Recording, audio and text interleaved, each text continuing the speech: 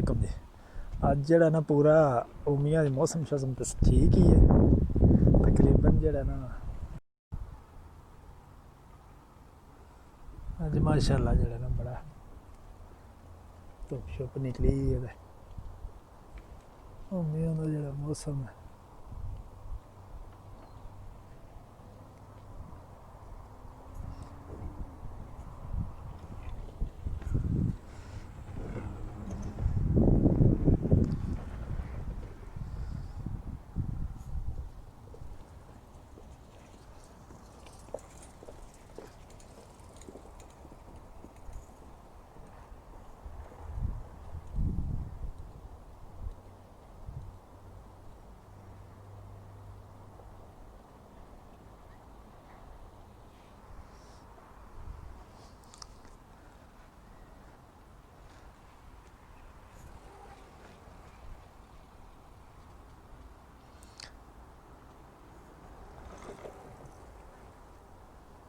जी।